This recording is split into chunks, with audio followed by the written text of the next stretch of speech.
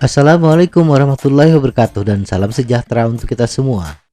Upgrade sepeda adalah hal biasa bagi seorang goeser. Apalagi bila spare part sepeda Anda sudah saatnya diganti. Maka sebaiknya diganti dengan yang lebih baik. Bahkan, sepeda yang baru dibeli pun tidak menutup kemungkinan untuk mengganti komponennya. Terutama bila berkaitan dengan keamanan dan kesesuaian ukuran sepeda dengan ukuran tubuh Anda untuk menghindari cedera ketika bersepeda. Upgrade sepeda yang signifikan tidak harus menghabiskan biaya jutaan rupiah, tapi perubahan apa yang memberikan hasil terbesar dan sebanding dengan pengeluaran Anda. Sebelumnya, terima kasih bagi yang sudah subscribe, dan bagi yang belum, mohon bantuannya untuk subscribe, biar kita tambah semangat dalam membuat video. Ban.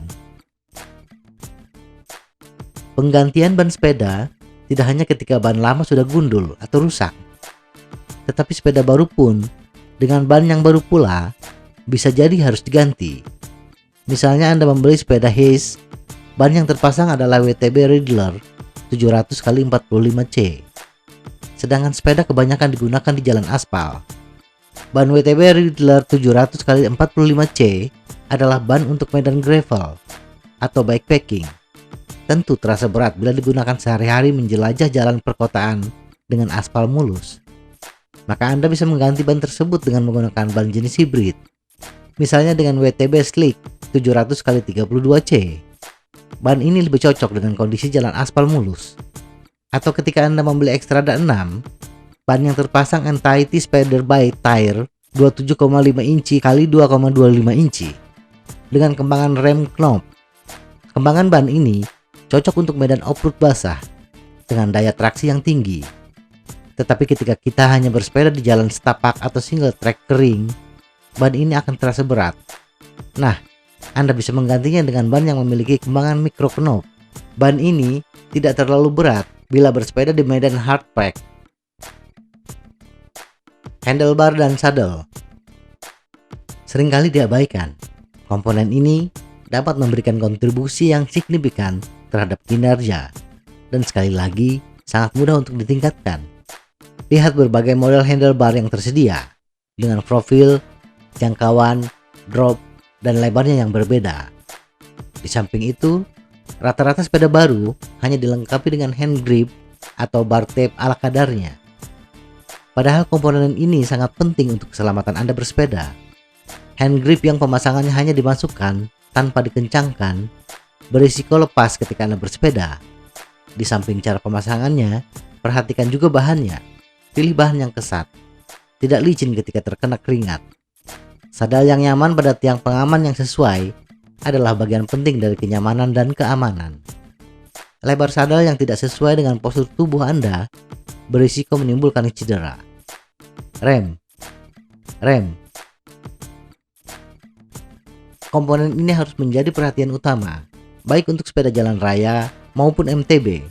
Rem adalah alat keselamatan bersepeda, khususnya ketika bersepeda di tikungan atau di turunan curam. Masih ada sepeda dijual dengan menggunakan rem mekanik.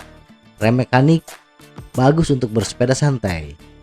Tetapi ketika menghadapi turunan curam, kita harus mengeluarkan tenaga yang lebih besar untuk melakukan pengereman. Dan khusus untuk pesepeda dengan berat badan berlebih, perhatikan diameter rotor.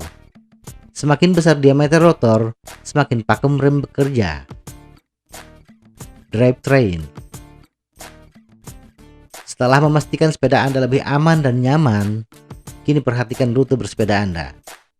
Bila rute bersepeda Anda lebih banyak di jalur mendatar dan sedikit tanjakan landai, mungkin Anda bisa memikirkan drivetrain dengan gear range yang sempit, dengan low gear inch 24 inci dan high gear inch di atas 100 inci. Tetapi bila Anda kebanyakan menjajah tanjakan dengan medan teknikal, jalan setapak berbatu, makadam dan single track yang gembur, mungkin Anda bisa memikirkan gear inch yang lebih berpihak pada tanjakan. Gear inch di bawah 20 inci tentu dengan mengorbankan kecepatan. High gear inch cukup di angka 80 inci sudah memadai. Atau bila sepeda Anda adalah sepeda touring, di mana jalur bersepeda tidak bisa diprediksi, tentu Anda membutuhkan gear range yang lebar. Low gear inch di bawah 20 inci dan high gear inch di atas 100 inci. Tentu ada yang harus dikorbankan. yaitu gengsi menggunakan triple chainring.